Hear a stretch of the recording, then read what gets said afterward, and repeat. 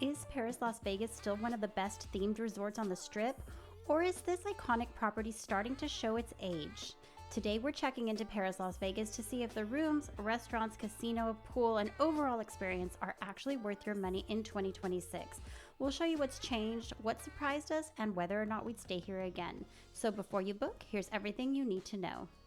Let's start off with a room tour. Well, this is in the Versailles Tower. We booked a basic king room in the Versailles Tower. This was recently remodeled. This tower was actually part of the Horseshoe or Bally's back in the day. It was the Jubilee Tower, and then Paris took it over and made it part of their hotel. All the rooms in here were remodeled to some extent because not every piece of the room was retouched, but they did add a lot of nice features. I like the furniture and the color scheme in here. An interesting design concept was having the curtains look like the French flag. Don't really understand that. What I do like though is that there are a lot of outlets that were added to this room on the bedsides and at the desk. We had a great view of the North Strip, and the Versailles Tower does have a lot of great views from the rooms. And although we didn't stay in one of these rooms, they do have some rooms that have balconies overlooking the Bellagio fountains.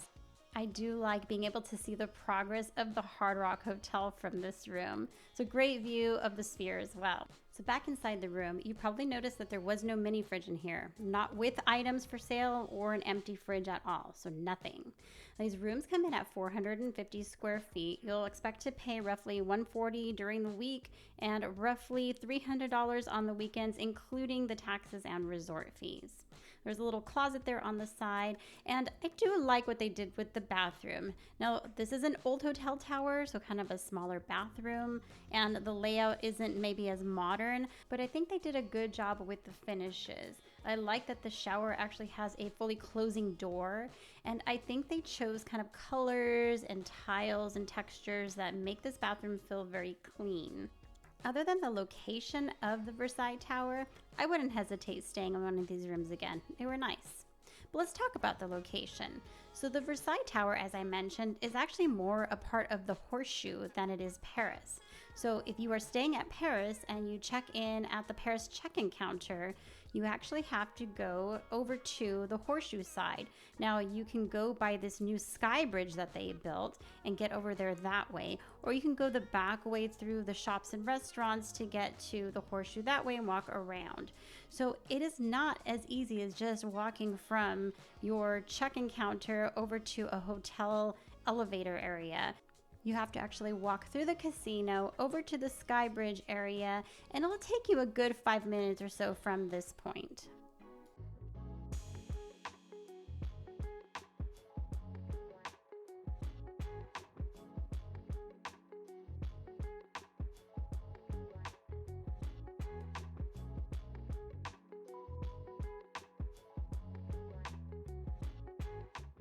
There are definitely pros and cons to the pool area here. I'd say that the biggest pro is having the Eiffel Tower right in the middle of your view. But not only the Eiffel Tower, you have a view of the entire center strip right from the pool area. Now another pro is that if you're looking to rent a cabana or a day bed, they have a lot of them available in different styles. They have the Bedford cabanas, which are a little fancier, and just kind of regular cabanas. Now also another pro is that the seating is not all cramped together. It's pretty well spread apart. But some of the cons here is that the pool itself is just one pool. So you don't have options. You can't go over to the adults only pool or go to the lazy river. It's just one large pool. And as far as seating is concerned, even though they're not cramped together, there aren't a whole lot of them. So in the middle of the summer, you might struggle to find some free seating available. And speaking of seating, if you are here and you're here in the afternoon, you're probably gonna have the sun right smack dab on you, and there are no umbrellas available. So unless you have one of those day beds or cabanas, you're gonna be in full on sun.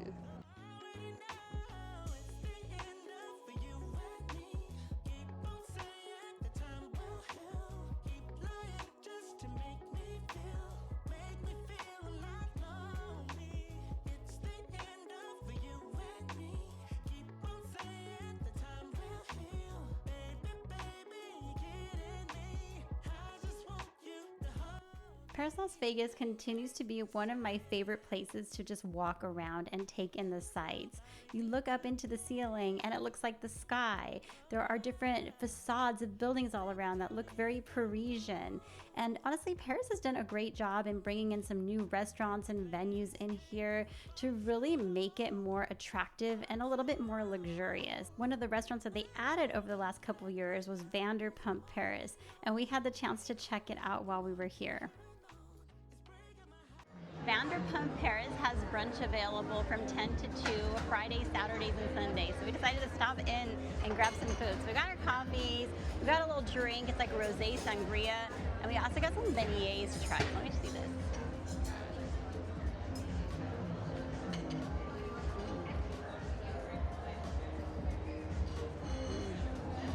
It's like a creme brulee beignet. It's a little denser than I think of beignets, but it's really, really good. Very tasty.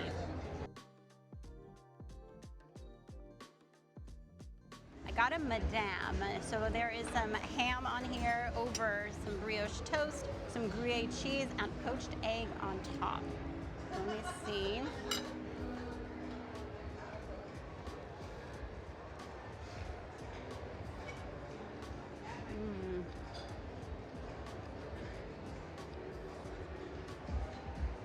I didn't get any egg in that bite.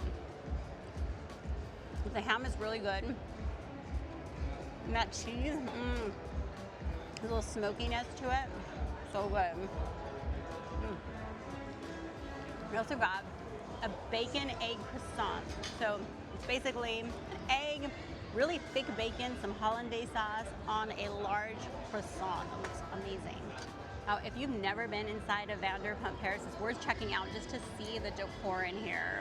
Walking back there and seeing the different seating arrangements, the setup, it has like this gothic kind of look to it. Absolutely gorgeous. Elisa Vanderpump really knows how to decorate and make a restaurant look really cool. But it's not just Vanderpump that has elevated the dining here at Paris. You have the Bedford by Martha Stewart. Now this place just reminds me of maybe her home. Like this would be what her house looks like. The aesthetic in here is very homey, but just these simple colors. It just feels very nice and elegant, yet still homey. They've also brought in Nobu, which is an upscale sushi restaurant. They have one just across the street at Caesar's Palace. This is maybe a smaller version of that, but again, just an upscale sushi restaurant that just elevates the dining here at Paris. And you also have Gordon Ramsay's Steakhouse, so it kind of rounds out the finer dining at Paris. Walking around the casino area, you're going to find some elements that feel very Parisian, very much like you're in Europe. And walking around here, you're also going to see that there are legs from the replica Eiffel Tower that are sticking in the casino. The layout of the casino is good. It's one of those casinos where it's big enough to have everything that you want and everything's kind of in its place, but also it's not so big that you feel like you're gonna get lost in here. It's relatively easy to find your way around and not get lost.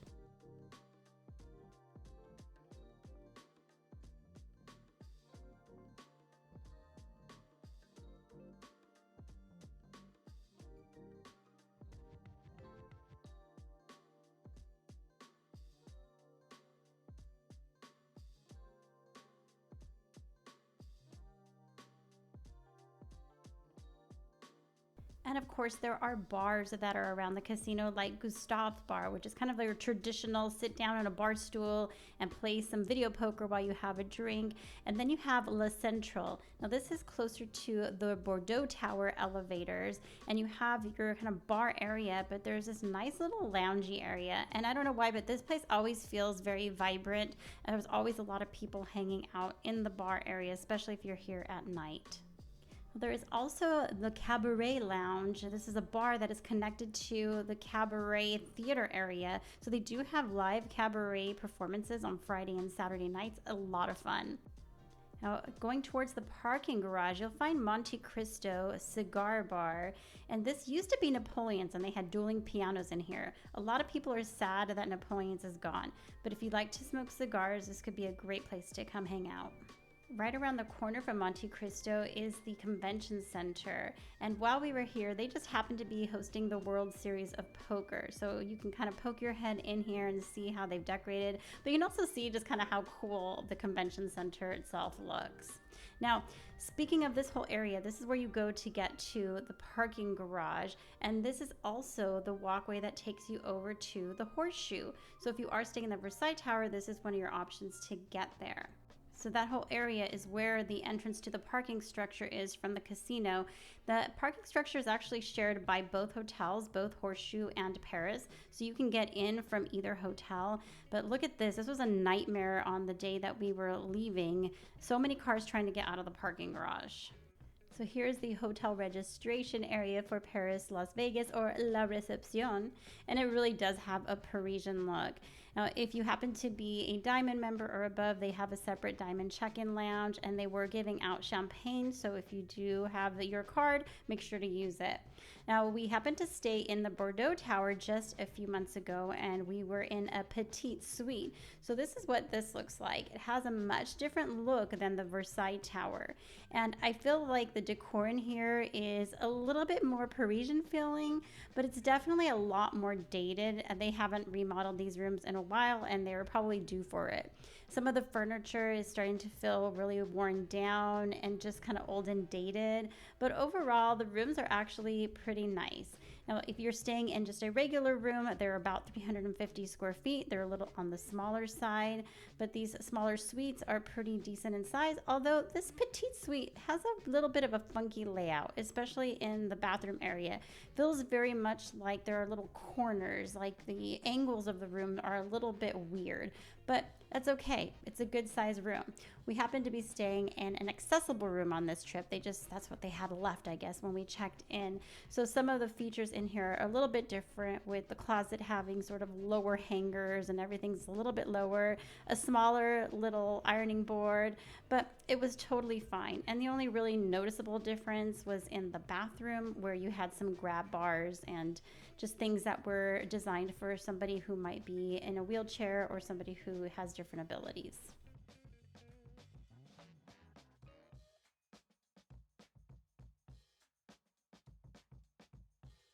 Let's look at some more restaurants, and these first few in particular are set up against the Las Vegas Strip, starting with Mon Ami Gabi.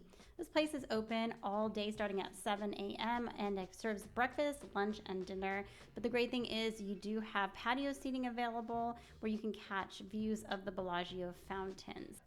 And right next to that is Alexa's. So for both Mon Ami Gabi and Alexa's, you can enter from the casino or from the outside. Alexa's is Italian food, and they are also open breakfast, lunch, and dinner. Another spot with some views is Sherry Rooftop. They are open for brunch and for dinner, and you're actually set inside of the Eiffel Tower. So this is the Arc Bar. It's kind of outside up against the Eiffel Tower, but you see Sherry Rooftop is right there. It used to also be a nightclub, but they don't seem to be doing the nightclub piece anymore. There's also the Eiffel Tower restaurant that is way above that, sort of fine dining. They've added Salt and Straw up against the Las Vegas Boulevard, so if you're walking down there, great ice cream. Now, Beer Park is another awesome place to come and get some views of the Bellagio fountain, especially if you're looking for something a little more casual, just want to grab a beer, get some light bites. This is an amazing place to come and just catch the views and have some casual type of food.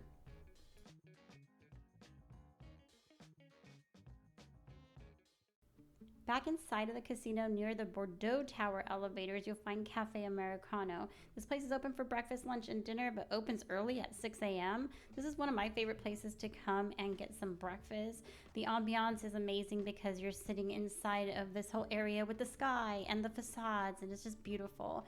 And then there's an interior section that is very beautifully decorated. But the food here is really good. I have not had a bad meal here. We've eaten here several times.